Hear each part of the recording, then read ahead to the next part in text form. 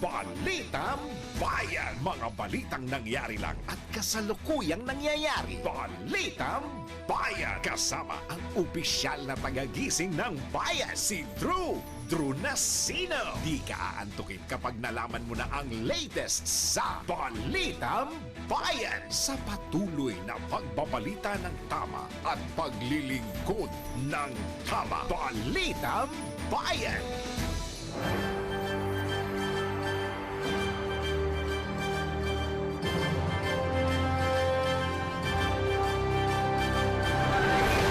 Ipin na po natin ang ulo ng mga balita. Balitang Bayan. Asong kriminal laban sa ilang kawani ng DPWH at mga kontratista na isampa na sa Office of the Ombudsman. Balitang Bayan. At pupursikin ang Kongreso sa investigasyon sa flood control projects dapat ipatigil sa oras na itatag ang Independent Commission ayon sa isang mambabatas. Balitang Bayan. Kilos protesta kontra katiwalian sa gitna ng investigasyon sa maanumalya umanong flood control projects inilunsad sa EDSA Shrine. Balitang Bayan. Sa Pilipino naman sa Nepal ligtas sa kabila ng malawakang kilos protesta. Balitang Bayan. Ligtas sa ibayong dagat, suspect sa pamamaril at pagpaslang sa social media influencer at supporter ni US President Trump tinutugis na. Balitang Bayan. Sa sports, Pinoy Olympic bronze medalist Yumir Marcial sasabak sa ring laban kay Venezuelan power puncher Eddie Colmenares sa Thrilla in Manila anniversary. Balitang Bayan. At sa showbiz, Chris Aquino matagumpay na sumailalim sa surgery. Tuloy-tuloy ang mga balita sa Balitang Bayan. Kasama si Drew Nasino. Magandang tanghali po, Luzon, Visayas, Mindanao, Mega Manila, sa buong bansa, sa buong mundo ngayong pong araw na ito ng Huwebes na. Ngayon po ay Setyembre 11, taong 2025. Kayo pa rin po ay nakatutok, nakikinig, nanonood sa pamagitan ng impilang may todong lakas DWIC 882 at Aliw Channel 23. Nyo po makakasama hanggang alauna po tayo, Drew Nasino. Balitang Bayan. Oras po na 5 sandali makalipas ang alas 12 ng tanghali bago tayo magtungo sa maiinit po na detalye ng mga balita. Alam mo yung pupunta natin ang magiging lagay ng panahon mula kay Gia Rafael. Pinakahuli, pinaka-latest, pinaka-napapanahon. Whether we like it or not, ito ang magiging DWIZ Weather Report. Magandang tanghali, Drew, at happy launch Pilipinas. Narito na po ang latest sa lagay ng panahon. Kahit na mainit ang mga issue, medyo may good news naman tayo dahil wala pong LPA na binabantayan ngayon ng pag-asa sa loob at labas ng Philippine Area of Responsibility. Pero hindi pa rin pwedeng pa-easy-easy dahil may easterlies po na aktibo ngayon sa may Luzon at Visayas. Maaari po itong magdala ng maulap na kalangitan at mga kalat-kalat na pag-ulan. Samantala dako tayo sa Baguio City. Asahan po ang mga pagkulog at pagkidlat sa loob ng 3 araw from Friday pati na rin po sa inyong weekends. Pero ang temperatura medyo bumabawi naman, malamig between 16 to 24 degrees Celsius. Legazpi City naman po medyo hindi maganda ang maaaring bumungad sa inyo over the weekends. Simula pa bukas Friday hanggang Sunday, asahan po ang mga pag-ulan. Pero ang Friday sasamahan pa po ito ng thunderstorms pero may chance pa rin naman na sumikat po ang araw. Between 25 to 31 degrees Celsius ang expected temperature sa Legazpi City. Naga City naman po, asahan po ang pagkulog at pagkidlat din for 3 days straight. Pero ang Friday sasamahan pa ito ng mga pag-ulan. Pero may chance pa rin naman na magpakita si Haring Araw. Between 24 to 31 degrees Celsius naman ang temperatura. Samantala, sumikat ang araw kaninang 5:45 AM at asahan ng paglubog mamayang 6:01 PM. At reminder, 104 days to go po before Christmas. Sayang, wala yung material ata natin pero maraming pera doon sa material na yon. Sana'y mapamahagian man lang kahit konti. Pero mas maganda pa rin po kung ang pera natin atamasa natin ay galing sa tama. O yung maganda diyang ipakita, yung bulto-bultong pera. Oo, yung kala mo bagong print. Oo, maganda Grabe. yung live na live. Tapos Sana nakalatag sa table, no? Sa billiard table. Billiard. Maganda yan. Sana all. Sarap buhay.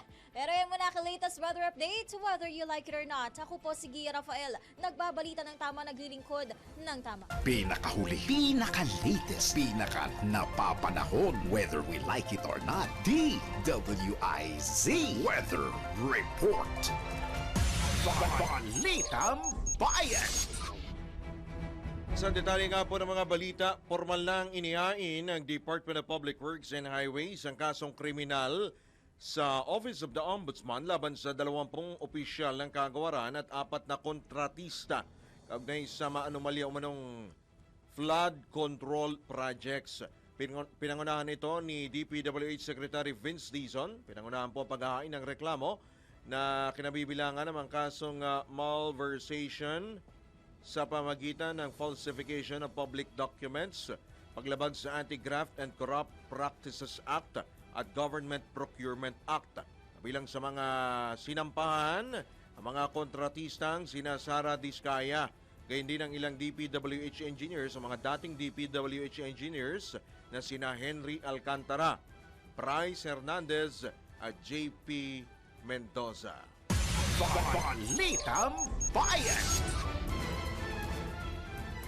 Naniniwala naman si Akbayan Party List Representative Jel Jokno na hindi na dapat pang iporsige o ipagpatuloy ng Kongreso ang investigasyon nito sa sinasabing maanomaliang flood control project sa oras na simulan ng Independent Commission ang pagbusisi nito sa naturang kontrobersya.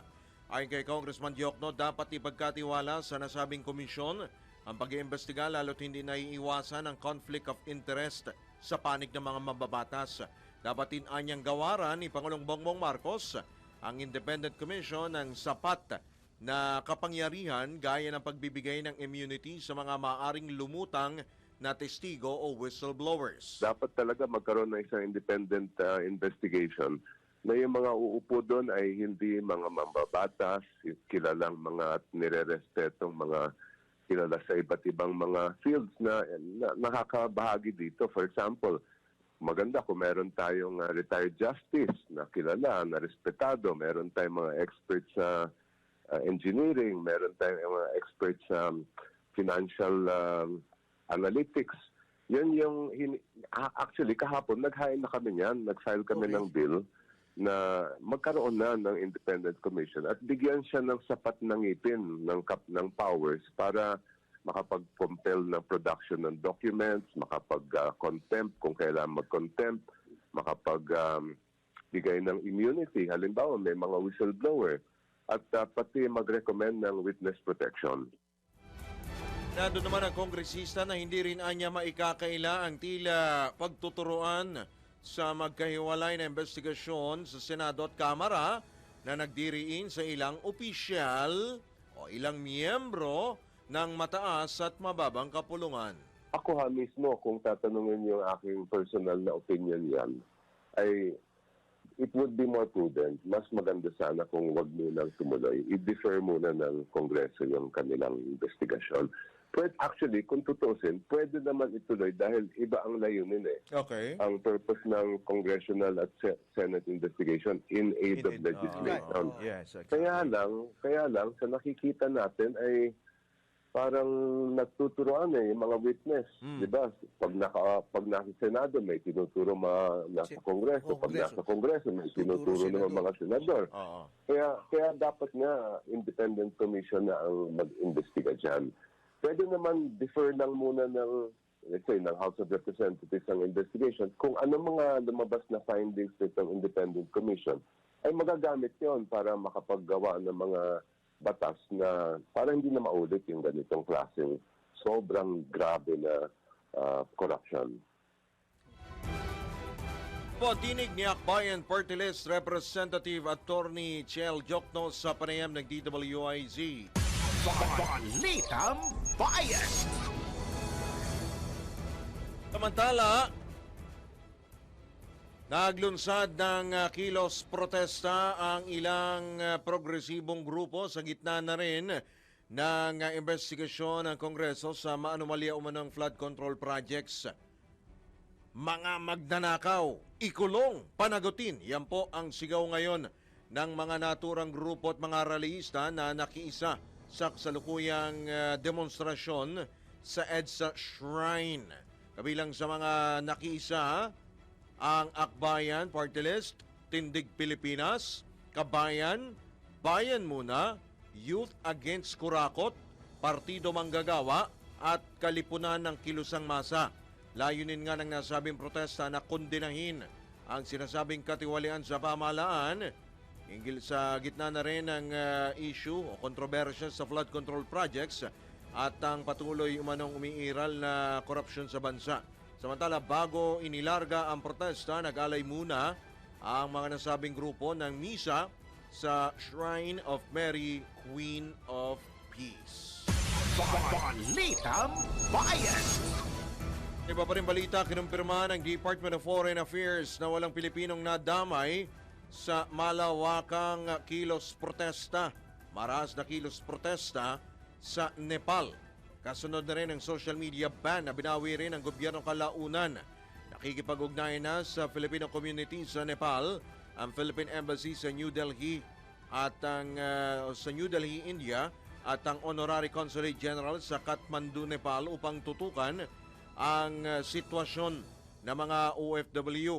Sunod nito, pinayuhan naman ng DFA ang mga Pinoy sa Nepal na manatili sa kanilang bahay o sa kanilang mga tinutuluyan para sa kanilang kaligtasan at iwasan ang mga matataong lugar. Balitang Bayan! Nagkaroon na ng pagbabago sa komposisyon ng mga miyembro ng Commission on Appointments sa Senado kasunod ng pagbabago sa liderato ng mataas na kapulungan.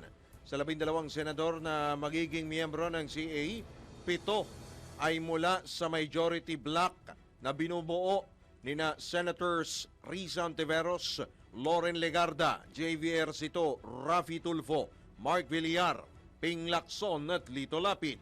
Habang 5 ang nagmula sa minorya. Kabilang, binubuo nina Senators Joel Villanueva, Bongo, Rodante Marcoleta, Amy Marcos at Jinggoy Estrada. Samantala, pinangalanan na rin ang iba pang bagong chairperson ng ilang Senate committees gaya ni Senador Camille Villar bilang bagong chairperson ng Committee on Economic Affairs, Senador Lito Lapid, chairman ng Committee on Cooperatives, at Senador Kiko Pangilinan bilang bagong chairman ng Committee on Justice and Human Rights na siya ring magiging kinatawan ng Senado sa Judicial Bar Council. Balitang Bayan! Nanindigan naman si Senador Ronald Bato de la Rosa na magpapatuloy pa rin ang kanyang partisipasyon sa Senado kahit na nailipat na siya o kahit nasa minority block na siya. Ayon kay Senador de la Rosa, kahit natanggal na ang kanyang kapangyarihan sa committee chairmanship, mananatili siyang nakatutok sa mga diskusyon at investigasyon ng mataas na kapulungan.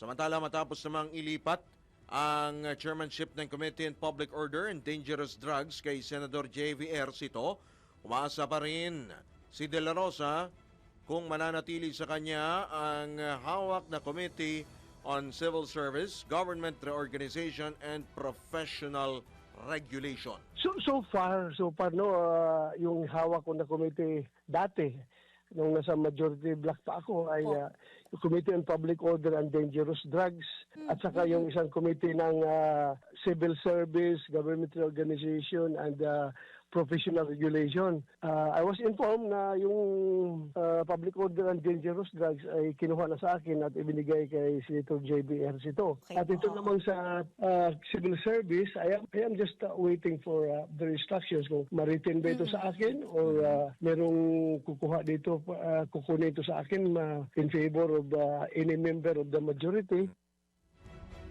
Kampo ang tinig ni Senador Ronald Bato de la Rosa sa panayam ng DWIZ. Balitang Bayan! Oras po na 16 na sandali makalipas ang alas 12 na tanghali. Sa pagkakataon ito, tanggap tayo ng pagulat mula sa labas ng impilan. Makupad na aksyon ng COA sa anomalya umano sa flood control projects. Pinuna ng isang mambabatas. Ang detalye mula kay Patrol 30 Jelly Mendez. Nagisa sa pagdinig ng House Committee on Appropriations ang Commission on Audit o COA dahil sa mabagal na pag-flag o pagsita sa irregularidad at maanumalyang flood control project sa bansa. Natanong sa pagdinig ni Kamanggagawa Party List Representative Eli San Fernando kung alam ba ng COA ang mga ghost at substandard projects sa ilang mga lugar tulad na lamang sa Kalumpit at Malolos, Bulacan, maging sa San Pedro, Laguna. Ayon kay COA Chairperson Gamaliel Cordoba, nagsasagawa na sila ng fraud audit sa mga proyekto ng flood control kasabay na pagpapalabas ng notices of disallowance. Naglabas din ng Audit Observation Memorandum ang COA laban sa DPWH 1st District Engineering Office matapos mapag-alaman na hindi nakapagsumite ang mga ito ng disbursement vouchers. Iginit ni San Fernando na ngayon lang inuungkat ng COA ang naturang mga proyekto gayong maraming posibleng proyektong pang-infrastruktura ang hindi nasusuri. Paliwanag naman ni COA Director Tracy Ann Sonico, simula pa noong 2016 ay mayroon na silang Consolidated Annual Audit Report sa mga questionabling infrastructure project kung saan ay mahigit 8,000 proyekto ang naisyuhan ng Notices of Suspension laban sa DPWH. Nagkakalaga ito ng 303 billion pesos. Notices of Disallowance laban sa 1,985 na projects nakatumbas ng 5 billion pesos at Notices of Charge laban naman sa 54 na proyekto na nagkakahalaga ng 8 milyong piso. Kaugnay nito ay pinagsusumite ng mambabatas ang COA ng listahan ng lahat ng mga supervising auditors na nakatalaga sa flood control projects at ang pertinent documents na may kinalaman sa 10 taong Consolidated Annual Audit Report. Ito si Patrol 30. Jelly Mendez nag-uulat para sa Impilang May Todong Lakas sa DWIZ. Nagbabalita ng tama, naglilingkod ng tama. Balitang Bayan! Senador Ping Lacson may hawak na posibleng ebidensya sa akusasyon ng dating DPWH Assistant District Engineer na si Bryce Hernandez na nagdala ng kickback sa staff ng isang senador. Sinong senador kaya yan? Patrol 19, Zelly Ortega Bueno. Nagtungo daw sa Senado noong August 19 ang umano'y kontratista ng flood control project sa Bulacan na sinasabing kausap ng tauhan ni Senator Jingo Estrada ukol sa obligation o kickback sa proyekto. Sinabi ni bagong Blue Ribbon Committee Chairman Senate President Pro Tempore Panfilo Lacson, inireport sa kanya na nakita sa CCTV footage ng Senado ang isang nagngangalang Mina ng WJ Construction. Si Mina ang binanggit ni dating Bulacan Assistant District Engineer Bryce Hernandez na kausap daw ni Beng Ramos na umano'y staff ni Estrada. May inisyal na impormasyon na si Lacson kung saang opisina sa Senado pumunta itong si Mina pero susuriin pa daw nilang mabuti ang CCTV footages para ma-determina kung sa senador o staff ng senador ang pinuntahan nitong si Mina. Ipapatawag ni Lacson ang nasabing Mina sa pagdinig ng Senate Blue Ribbon Committee na itinakda sa September 18. Ate Sally? Pahayag ni Senate. Yes. Okay. Ito ba ay, bago tayo magtungo doon sa pahayag, itong Mina, ano to, kontratista ba? Tauhan. Sinasabing taga DWJ Construction. So, okay. Hindi ko alam kung ito mismo yung kontratista, kung staff, basta itong Mina ay taga WJ Construction. Ito naman yung binanggit nga nitong si Bryce Hernandez sa kanyang pag-testify sa camera na kung saan ito daw yung kinakausap nitong si Beng Ramos na ang sabi naman ni Bryce, staff daw ni Senator Jingo Estrada, pero dininay naman ni Senator Jingo Estrada, wala daw siyang staff ng pangalan ay Beng Ramos. So pakinggan muna natin ang pahayag nitong si Senator Panfilo Lacson. Again, as we speak, meron kaming video footage ng CCTV footage na dumalaw dito talaga yung WJ. Ang pangalan niya Mina. Ipapatawag namin yon. Kasi tatanungin namin, although may idea kami kung saan siya nagpunta rito, kaninong opisina ang dinalaw niya, pero papatawag namin para malaman natin kung kanino siya nagpunta, kaninong office at sino yung kinausap niya, para maliwanag whether or not staff ng Blue Ribbon yung pinuntahan o legislator yung pinuntahan, edi magpaliwanag yung kapwa senador kung siya ay napuntahan. Bakit nagpunta rito yung WJ? And kung idudugtong mo, lawyers call this circumstantial evidence. Samantala, bilang humanitarian reason, sinabi ni Lacson na hindi niya ipapatawag itong Beng Ramos dahil sa medical condition. Sinasabing ito ay nagkikimo dahil meron daw cancer pero hihingan ito ng paliwanag. Gayunman, sinabi ni Lacson na tinanggal na ito sa Blue Ribbon Committee, inilipat sa motor pool at ang pinaka-worst daw na pwedeng mangyari dito ay hindi na ma-renew bilang isang contractual employee. Una rito, mariing tinanggi ni Senator Estrada ang aligasyon ni Hernandez na pagguha niya ng kickback mula sa flood control funds at hindi rin araw niya i-stop itong si Beng Ramos pero naging girlfriend daw ito ng dati niyang tauhan o empleyado. Ito sa Patrol 19, Sally Ortega Bueno, para sa impilang metodong lakas sa DWIZ, nagbabalita ng tama, naglilingkod ng tama. Balitang Bayan! Pangulong Marcos, may nakikita pa ring pag-asa na masusolusyonan ang talamak na katiwalian sa bansa. Para naman sa Malacanang, Patrol 13, Gilbert Perdes. Bagamat sinasabing talamak na ang korupsyon sa bansa, may pag-asa pa naman daw. Ito ang binigyan din ni Pangulong Ferdinand Marcos Jr. sa gitna ng tila kawalan na raw ng pag-asang masusolusyonan pa ang katiwalian sa bansa. Sinabi ng Pangulo na may pag-asa pa naman daw at kailangang magkaroon ng pag-asa dahil kita naman anya nila ang mga dinadaing ng mga tao sa araw-araw na kaakibat na nga ng kanilang buhay. Iginit ng Pangulo na gagawin ng pamahalaan ng lahat kung ano ang kayang gawin sa kabila ng anyay kalaliman ng kabulukan ng korupsyon at lalim ng kalawang ng katiwalian. Inihalimbawa dito ng Pangulo na hindi makakagawa ng omelette kung hindi mo babasagin ng itlog na ang ibig sabihin anya nito ay kailangan magsakripisyo tisi ng ilang hirap kung nais na makamit ang isang minimiting bagay. Patrol 13, Gilbert Perdes para sa Himpilang May Todong Las, DWIZ, nagbabalita ng tama, naglilingkod ng tama. Kapag may bagong balita, naka-on air, agad-agad, DWIZ Patrol Report! Kapag kakataon ito, tanggap naman tayo ng pag-uulat mula sa probinsya. Police report, mahigit kalahating milyong pisong halaga ng shabu nasamsam ng pulisya sa big-time drug supplier, illegal drug supplier sa Pampanga. I-detalye mo mula Central Luzon, Johnny Gole. Yes, umabot nga sa 510,000 pesos halaga nitong shabu ang nasamsam ng pinagsanib na operatiba mula sa Pampanga Police Drug Enforcement Unit at Purak Police Station sa bypass operations dito sa bisinidad ng Barangay Pasig, Purak, Pampanga. Sa ulat ni Police Colonel Eugene Marcelo, Pampanga Police Director, sa nasabing operasyon, isang Rambo o alias Rambo ang nasakutin grupo at nasamsam sa pag-iingat niya ang tinatayang 75 grams ng shabu at marked money na ginamit sa operasyon. Ayon dito sa ulat ng DEO Operative sa ng Purak Police Station at Pampanga Police Intelligence Unit, kabilang ito suspect sa high value target individuals at big time na tulak ng droga sa Pampanga na nakabase ang drug trading nito sa liblib na lugar dito sa bayan ng Purak, Pampanga. Karaniwan umanong sentro ng kanyang illegal na negosyo ang mga kalapit na syudad ng Angeles, Mabalaca, San Fernando at Piling Bayan sa Pampanga. Patuloy pa yung isinasagawang investigasyon sa suspeka para malaman kung sino at saan ito kinukuha ang supply na shabu. Ito ay sinampahan ng kasong paglabag sa Section 5 at 11 drug pushing at possession of illegal drugs in large scale sa Piskalya sa ilalim ng RA 9165, kilala sa Comprehensive Dangerous Drugs Act of 2002, habang nasa kustodiya na ngayon ito ng Purak Police Detention Cell.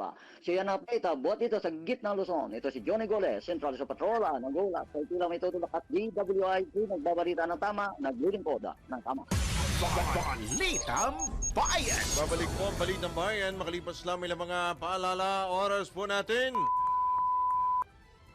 Engineer Gil John Reyes, 26 na sandali makalipas po ang alas 12. Right, sa pagpapatuloy po ng Balitang Bayan, sa ikalawang sigwada po ng mga tumatambay na balita sa oras na 29 na sandali makalipas po ang alas 12 ng tanghali. Inimok na ng Philippine Chamber of Commerce and Industry o PCCI ang gobyerno na agarang aksyonan ng problema sa korupsyon. Ibinabala rin ni PCCI Chairman George Barcelon na posibleng makaapekto sa investor confidence at umusbong ang pangamba ng mga karatig bansa kung hindi mareresolba ang flood control scandal. Ayon kay Barcelon, hindi maiaali sa mga negosyante ang mangamba, lalo't sila ang mga nagbabayad ng buwis at nagmumula rin sa tax at utang na ginagamit ng pamahalaan ang pagpapatayo sa mga infrastruktura. Bagaman kapuri-purian niya ang ginawa ni Pangulong Ferdinand Marcos Jr. sa pagtutok sa suliranin, lalo nang banggitin niya ito sa kanyang State of the Nation address, umaasa ang publiko ng agarang aksyon mula sa gobyerno. Samantala, umaasa si Barcelona na mabibigyan ng gobyerno ng sapat na proteksyon ang mga testigo at magkakaroon ng mas matibay na ebidensya laban sa mga isinasangkot sa katiwalian upang maiwasan ang nangyari noong kasagsagan ng PDAF scam na nauwi sa pagbasura sa ilang kaso dahil sa kakulangan ng pruweba. Balitang Bayan! Samantala, ipinatigil muna ng Department of Public Works and Highways sa kanilang mga empleyado ang pagsusuot ng uniform habang nasa trabaho. Hindi po muna sila inoobliga na mag-uniform. Sa gitna ito ng kinakaharap na kontrobersya ng DPWH sa flood control projects. Wala namang ibinigay na detalye si DPWH Secretary Vince Dizon kung hanggang kailan ang suspension ng uniform policy. Gayunman, nilinaw ni Dizon na hiling ito ng Workers Union sa gitna ng mga napaulat na harassment laban sa ilang DPWH officials. Balitang Bayan!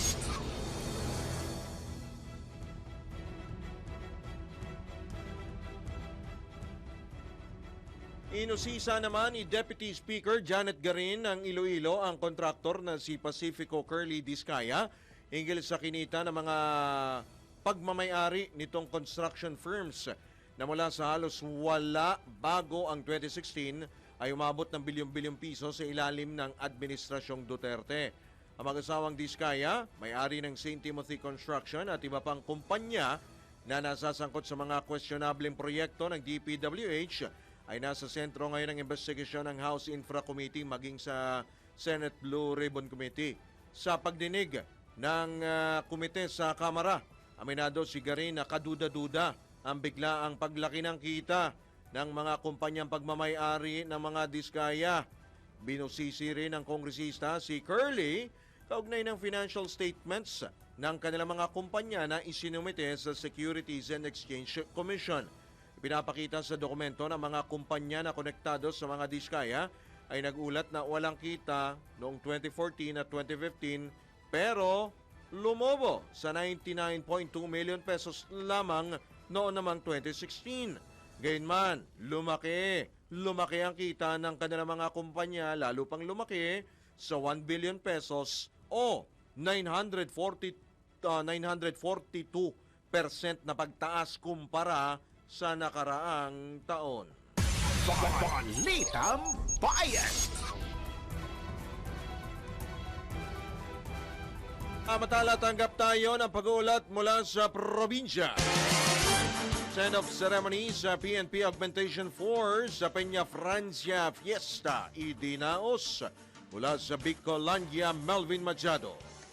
Commitment, discipline at dedication. Ito ang ipinaalala ni Police Brigadier General Nestor Babagay Jr., Bicol PNP Regional Director sa 520 PNP personnel na bahagi ng augmentation force para sa Peña Francia Festival sa Naga City matapos ang ginanap na send-off ceremony kaninang umaga. Ayon kay Police Brigadier General Babagay, makakatrabaho ng kapulisan sa pagbibigay seguridad sa mga deboto ng Berhen Peña Francia ang mula sa tropa ng Armed Forces of the Philippines, Philippine Coast Guard, Bureau of Fire Protection at iba pang uniform services.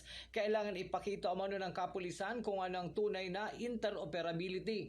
Ang send-off ceremony ay hudyat ng full deployment plan ng PNP Bicol upang matiyak ang seguridad ng mga bibisita sa lungsod ng Naga sa buong linggo ng pagdiriwang ng Peña Francia Festival. Milyong deboto mula sa iba't ibang panig ng bansa ang inaasahang makikisa sa pinakamalaking Marian Festival sa buong bansa. Ito ang Ronda Patrol, Melvin Machado para sa Impilang May Todong Lakas, DWIZ. Nagbabalita ng tama, naglilingkod ng tama.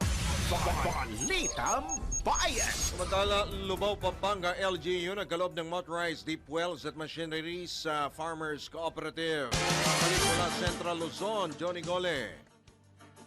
Sa tumanggap nga nitong farm inputs at machineries itong mga kooperatiba ng mga magsasaka sa bayan ng Lubao sa Pampanga.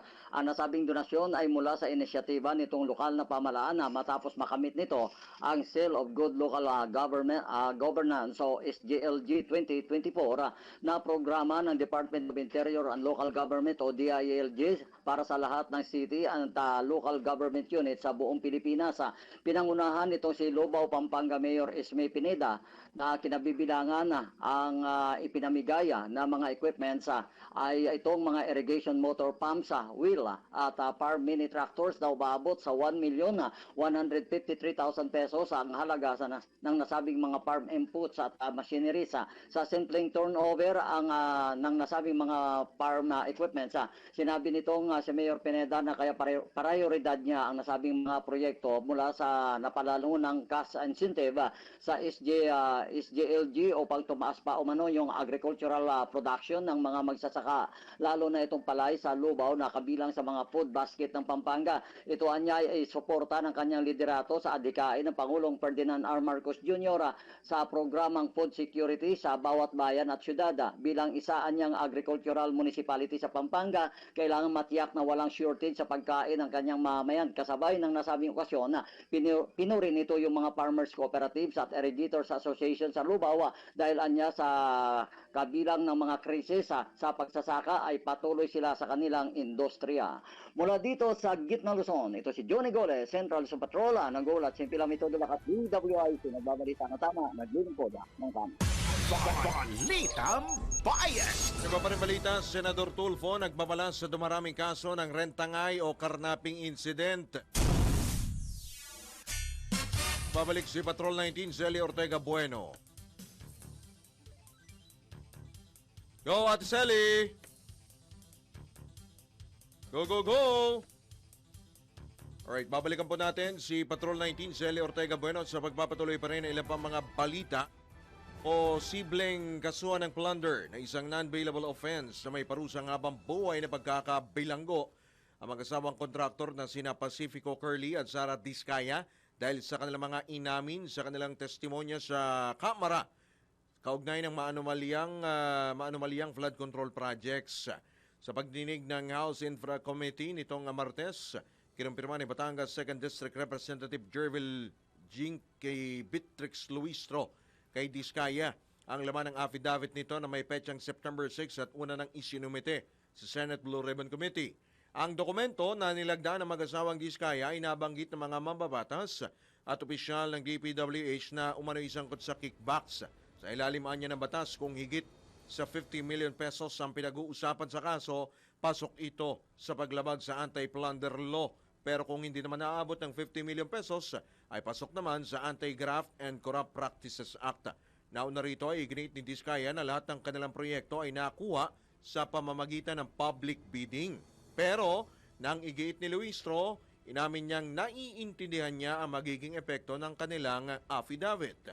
Binanggit din ng chairperson ng House Committee on Justice na sa pamamagitan ng paglalahad kung paano dumaloy ang pondo sa mga irregular na proyekto ay mistulang umamin si Diskaya sa plunder. Balitang Bayan. Balikan natin ang pag-uulat ni Patrol 19, Zelly Ortega Bueno. Senador Tulfo nagbabala sa dumaraming kaso ng rentangay o karnaping incident. Ate Selly. Nagbabala si Senator Raffy Tulfo laban sa lumalalang kaso ng rent-tangay o carnapping modus kung saan inireklamo ang mga individual na kumukuha ng sasakyan sa renta ngunit hindi na ito ibinabalik. Iginit ni Tulfo na dapat aksyonan ng PNP ang problemang ito kasabay ng paglilinaw sa umano'y irregularidad sa paghawak ng pulisya sa mga nakarnap na sasakyan. Binanggit ng senador ang kaso na isang Ford Everest na nawawala matapos iparenta sa isang Chinese national na si Wang Uyi. Ayon kay Tulfo, natunto ng may-ari ng SUV sa pamagitan ng GPS at nadiskubring nakaparada ito sa loob mismo ng Married Officers Quarter ng Campo Crame na tinutuluyan ng mga matataas na opisyal ng PNP. Kinwestiyon din niya ang magkakaibang paliwanag ng mga PNP official hinggil sa insidente. Ayon sa anti-kidnapping grupo AKG, ipinarada ang sakyan sa loob ng kampo dahil sa kakulangan ng parking space, ngunit giit ng Headquarters Support Service, hindi otorisado ang pagpapark doon at kasalukuyang iniimbestigahan ang kaso. Binigyan diin ni Tulfo ang pangyayari ay nagpapakita ng pang-aabuso ng kapangyarihan at kakulangan ng pananagutan sa hanay ng kapulisan. Kaugnay nito, nanawagan si Tulfo sa bagong panguluan ng PNP na paigtingin ang kampanya kontra sa katiwalian, kabilang na ang paglilinis laban sa mga ninja cops. Dito sa Patrol 19, sa Diego Bueno, para sa hindi lang metodong lakas sa DWIT. Nagbabalita ng tama, nagliling pa ng tama. Kapag may bagong balita, naka-on air, agad-agad, DWIZ Patrol Report! Sa pagkakataon ito, nasa kabilang linya po ng ating komunikasyon ang chairman po ng Philippine Chamber of Commerce and Industry, si Ginoong George Barcelon. Magandang tanghali po, Sir George. Welcome po muli sa DWIZ Channel 23. Drew Nasino po, sir. Magandang hapon po. Opo, magandang hapon po. Opo, salamat po sa pagpapaunlak ninyo, Sir George.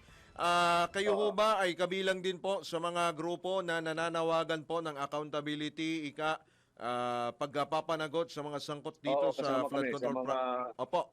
Mga ibang 30 organization na supportado dyan sa itong issue nito. Kailangan merong matibay ng investigation na gawin ng gobyerno. Opo. So, ito ho kasi meron po nagpapatuloy po na hearing sa mataas at mababang kapulungan ng Kongreso.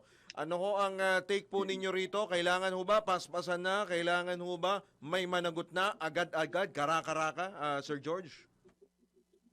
Alam mo ng sistema natin sa hustisya may procedure Kailangan they need to have their day in court. Opo. Pero at least naman importante na alam mo tungkol dito sa expose, galing kay President BBM sa SONA, di ba?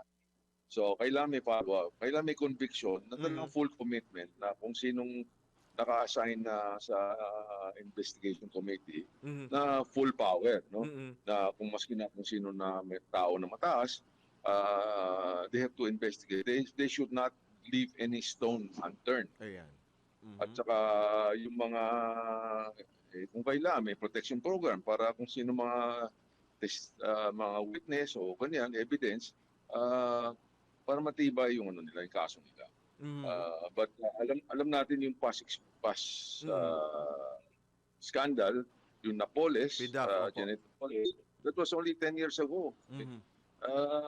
And then after 10 years, mas malaki itong scam nito sa flood protection. Opo. Kaya ang tama yan, talagang hindi lang dismaya, galit na. Opo. Kasi yung billion-billion na nawala, marami ang kuha dyan, di ba? Actually. But I leave it, I think the President is serious about this. Kaya linabas yung expose dito sa SONA. Kailangan may follow-up. Ang magandang development ngayon, si Senator Ping Lacson na-assign sa Blue Ribbon. So, alam na yung background ni At may Senator independent Lacson. commission tayo, Sir George. Oo. So, yung sana, hindi ko lang kung sino mga na-appoint sa investigation commission. Opo. Dapat meron din taga-private sector. Ayan. Opo. Sir George, ano ho nakikita po ninyong implikasyon po nito sa business sector, sa ekonomiya, nito pong napakalaking iskandalo po na ito? Oo nga. Unang-una, yung image natin.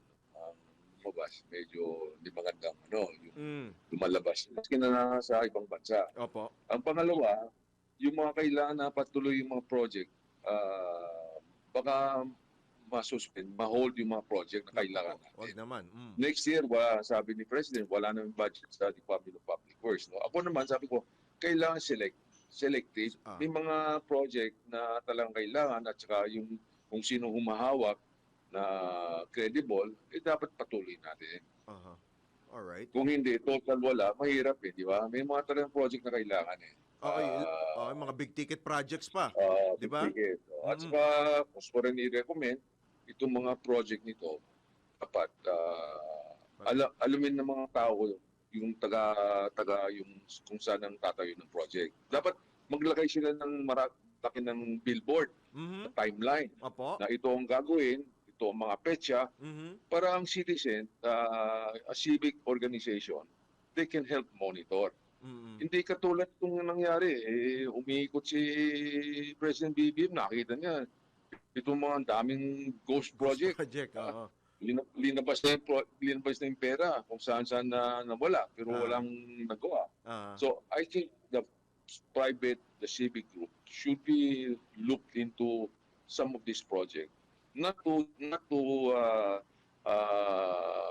be involved in the budgeting, but involved in the checking. Para biro mo 3 taon na, kaya I was surprised, to be honest, I'm a businessman, taon-taon we get to be checked by BRR, everything. Kailangan naman yan na system. But itong sana man, if we caught this earlier, if we caught this maybe 2 years ago, malaki na yung saving natin. Di ba? May kuha naman tayo Sana. I hope that will be some check and balance na ma-implement ng gobyerno. Opo. Sir George, yaman din lamang, sabi mo, sa business, though meron na po I don't know kung nakarating na rin sa iyo ito, no? Yung sa South Korea, no, ipinatigil ng kanilang presidente, yung paglo-loan, though meron na rin namang statement ang Department of Finance at Department Agrarian Reform, correct me if I'm wrong, 28 billion pesos loan ang pinag-uusapan. Ito kayang naging hakbang ng South Korea sa tingin ninyo, ano magiging epekto nito sa iba pang mga let's say mga ibang bansa, mga magpapautang sa atin, let's say Japan or mga investor, local or foreign investor. Ano ang magiging epekto po nito? Ang masabi ko lang, itong project na gustong support ng South Korea at saka may budget, I'm sure it's a worthwhile project. Pero sa ngayon, medyo duda sila sa sistema natin because of graft and corruption. Kaya itong gustong natin makita na maayos na sa investigation, sa mga sistema na maayos para matiwala sila sa pwede pa naman na matuloy yung project. Palagay ko hindi naman totally na nag-give up, give up ng Korea I think if we deal with this project investigation well, they would be given again the confidence that the money that they will provide will be properly used. Opo. Sa tingin nyo, Sir George, mataas pa ang confidence ng mga investors sa atin despite na meron tayong ganito napakalaki, kagaya mo sinasabi, malaking kontrobersya ito, mas malaki pa sa PDAP scam? Kaya depende sa itong investigation Depende kaya nasa kamay ng in a way ang commitment ni President BBM na for once and for all maging ang legacy niya na itong mga graft and corruption ng madalas nangyari sa DPWH can be stamped out once and for all. Pero hindi naman yan magiging rason para mag-alisan sila rito. Hindi naman. Okay. Hindi naman. All right. Ang mga negosyante, they believe the rule of law. Kaya sabi ko, yung mga pangalan na lumalabas, you have to give them their days in court. Okay man na they are judged guilty unless they're proven guilty. All right. Opo, Sir George, baka meron ka pa mga karagdagang panawagan, mga payo po sa ating mga kababayan, lalo po dito sa in any moment, pwede pong i-anunsyo ito pong komposisyon ng Independent Commission. Ang ano ko lang na mga taong bayan, meron naman tayong na dito sa batas, yung freedom of information. Yun. Kaya pwede naman gamitin natin. Di ba? May duda tayo sa mga kung ginagawa. Dapat gamitin natin itong batas na freedom of information. We can get information so that we are in the know. All right. Opo. Nako. Sige po, marami pong Okay. salamat Sir George sa inyo pong oras, sa inyo pong pagpapaliwanag. Magandang hapon po. Ingat po kayo, sir. Sige. Salamat Thank po. you. Si Ginoong George Barcelon, ang chairman po ng Philippine Chamber of Commerce and Industry o PCCI. Balitang Bayan! Nadala ibinida ng Mega World ang kanilang layunin na mapangalagaan ang kalikasan, kaya naman itinuturing ito bilang isa sa pinakamalaking developers na nangunguna pagdating sa usapin ng sustainability. Bilang isang organisasyon na nagtatayo at bumubuo ng malalaking urban projects sa buong Pilipinas, gaya ng McKinley Hill, Eastwood City, Uptown Bonifacio at Newport City, malaki ang papel na ginagampanan ng Mega World sa pangangalaga ng kalikasan at iba't ibang komunidad. Isa sa mga proyektong ginawa ng Mega World dito nakaraan ay ang pakikipagtulungan kasama ang Philippine Army sa Pag-alab Program. Layunin nitong paigtingin ang pagkakaisa ng mga Pilipino para sa tuloy-tuloy na pag-unlad ng mga komunidad. Balitang Bayan! Babalik po muli ang Balitang Bayan makalipas lamang ilang mga paalala oras. 10 minuto na lamang po bago sumapit ang ganap na alauna. Magpapatuloy pa rin ang ilang mga balita sa huling sigwada po ng Balitang Bayan. Wala umanong pagbabagong magaganap sa liderato ng Kamara at nananatili ang suporta kay House Speaker Martin Romualdez ng iba't ibang partido politikal. Ito ang tiniyak ni Deputy Speaker at La Union Representative Paulo Ortega V bilang tugon sa tanong ng mga mamamahayag kung may mga tangkang patalisikin ng leader ng Kamara. Ayon kay Congressman Ortega, nakakaisa ang Kamara patunay ng katatapos lamang na pulong na dinaluhan ng House leaders sa pangunguna ni Speaker Romualdez, Majority Floor Leader at Ilocos Norte Representative Sandro Marcos at mga Deputy Speakers. Dumalo rin sa naturang pagtitipon ang mga leader ng Lakas CMD, Partido Federal ng Pilipinas, National Unity Party, Nationalist People's Coalition, Nationalista Party at Party List Foundation Incorporated. Nang tanungin kung ito ba ay matuturing na panibagong pahayag ng suporta para sa speaker, binigyang diin ni Ortega na sapat na ang mga kilos at larawan upang ipakita ang pagkakaisa sa Kamara. Samantala, itinanggi rin ng Deputy Speaker ang mga espekulasyon ng hidwaan sa loob ng Kongreso at muling iginiit ng malinaw na malinaw na walang nagbabago sa pamunuan. Balitang Bayan! Samantala, namahagi ang Philippine Charity Sweepstakes Office ng medical equipment sa Casimiro Inares Senior Memorial National High School. Ang naturang inisyatibo ni Direktor Janet De Leon Mercado, ang naturang inisyatibo ay mamamahagi. Ito po ay kabilang sa mga ipinamahagi ng PCSO, ang mga nebulizers, blood pressure apparatus at oxygen tanks. Lubos naman ang pasasalamat ng principal at doktor at nurses ng naturang pagamutan sa inisyatibo ng PCSO. Samantala, matapos mamahagi ang PCSO, agad itong tumungo sa Asia Pacific Nazarene Theological Seminary upang maghatid naman ng food packs sa 15 pamilyang nawalan ng tirahan dahil sa sunog. Layunin ng PCSO na maghatid ng tulong at suporta sa bawat Pilipinong nangangailangan sa lahat ng komunidad sa bansa. Balitang Bayan! Ang tayo ng report. Pangulong Marcos nanawagan sa publiko na planuhin ang hinaharap at suportahan ang Social Security reforms. Ang pag-uulat nagbabalik si Patrol 13 Gilbert Perdes. Nanawagan si Pangulong Ferdinand Marcos Jr. sa mga Pilipino na maging aktibo sa pagpaplano ng kanilang hinaharap sa pamagitan ng pag-maximize ng retirement at insurance benefits. Sa anibersaryo ng Social Security System o SSS, inilunsad ang Pension Reform Program kung saan magpapatupad ng taunang pension increase simula ngayong September hanggang taong 2027. Dito mapila ng suporta ang Pangulo sa publiko sa pamagitan ng paghuhulog ng tamang kontribusyon.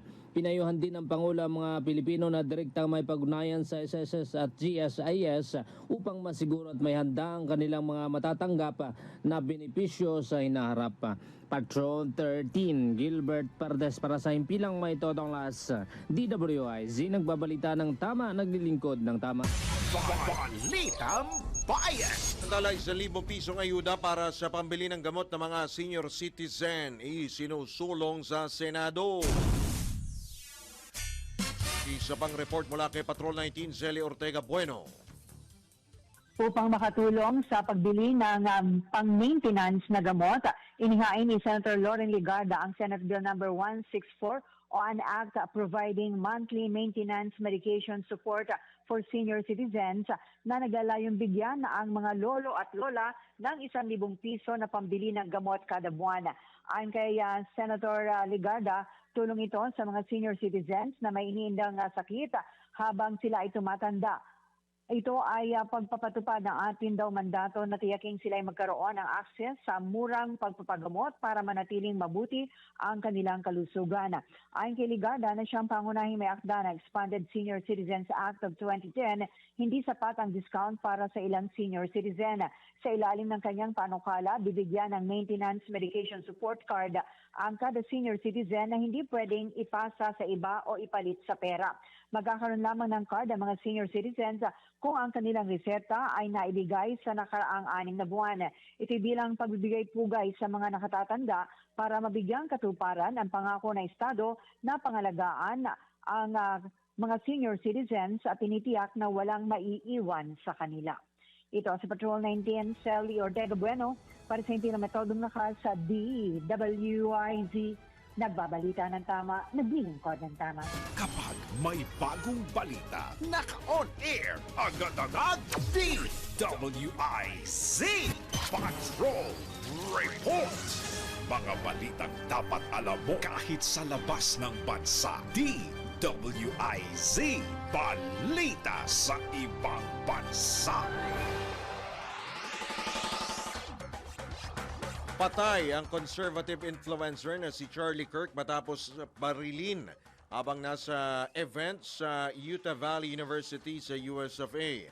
Ayon sa mga otoridad, tinamaan sa leeg si Kirk dahilan ng kanyang mabilis na pagkamatay. Patuloy na pinaghahanap ng mga otoridad ang suspect na sinasabing pumuesto sa bubungan upang barilin si Kirk. Inaalam na ang motibo sa pamamaslang pero ang nasabing pulong ay nakasentro naman sa debate hinggil sa gun violence sa Amerika. Si Kirk ang co-founder ng ng conservative group na Turning Point USA at naging bahagi rin siya ng election campaign ni US President Donald Trump noong nakarang taon bilang taga-suporta. Balitang Bayan sa mundo ng palakasan. Ang latest malalaman sa DWIZ Sports News. Harapin ni Filipino Olympic bronze medalist Yumir Marcial ang Venezuelan na power puncher na si Eddie Colmenares para sa undercard ng Thrilla in Manila 50th anniversary sa Oktubre 29. Hawak ng Pinoy boxer ang kartadang 6 wins, 0 loss at 4 knockouts. Habang bit-bit naman ni Colmenares ang 11-2-1 record at 11 knockouts. Kabilang po 11 knockouts. Sa lukuyan na sa matinding training si Marcial sa Las Vegas, USA para sa nakadakdang bakbakan upang masungkit ang bakanteng WBC International Middleweight title. Balitang Bayan. Alright, tayo po ay pansamantala po nagpapaalam pero bago tayo tuluyang bumitaw ay pasaraan muna natin ng pagbati po sa ating pong kapitbahay dito po sa City State, si Ginoong Ray Balenya ng PhilHealth. Happy birthday! Happy birthday! Yan, si Sir Ray Balenya ng PhilHealth. At sa lahat po ng mga nagdiriwang ng kanila pong karawan, ngayong araw po na ito ng Setyembre 11, taon 2025. Sa ngalan po ng buong tropa ng DWIZ at Channel 23, ito po yung lingkod Drew Nasino, nagbabalita ng tama, naglilingkod ng tama. Oy, babatiin ko lang pala, nakalimutan ko pala. Happy birthday din pala. Kalain mo, kaya pala hindi namin mahanap, makontak, si Customs Commissioner Ariel Nepomuceno. Muntik ko nang makalimutan. Happy birthday, Commissioner Nepomuceno. At ang pagbati po na yan ay, syempre, ang pagbati po na yan ay nagmumula po sa amin. Of course, pagbati rin mula kay John Ibanez ng Pasada Balita. Ito, ito pa, may mga humahabol pa ba? Yung pagbati pala mula din kay Attorney Juan Carlos Caloy Brillantes ang Chief Customs Container Control Division ng Port of Manila. Siya po ang hepe po dyan. Happy birthday. Happy birthday! Alright, sige. Susunod na po. Susunod na DWIZ Network News kasama sina Angelo Baino at Gia Rafael. Pagsapit ng alas 12 bago ka mag-lunch o kaya nagla-lunch ka. Dagdagan pa ang mga alam mo para hindi ka naman huli sa balita. Live sa DWIZ Manila at sa lahat ng DWIZ News FM sa buong Pilipinas, Luzon, Visayas at Mindanao. At mapapanood ng live sa Aliw 23 Free TV at sa lahat ng digital channel ng DWIZ. Ang Balitang Bayan. Mga balitang nangyari lang at kasalukuyang nangyayari. Balitang Bayan. Kasama ang opisyal na tagagising ng bayan, si Drew Nasino. Di ka aantukin kapag nalaman mo na ang latest sa Balitang Bayan. Sa patuloy na pagbabalita ng tama at paglilingkod ng tama. Balitang Bayan. Araw-araw, 12 noon. This is the news and information station of Aliw Broadcasting Corporation. Reaching and engaging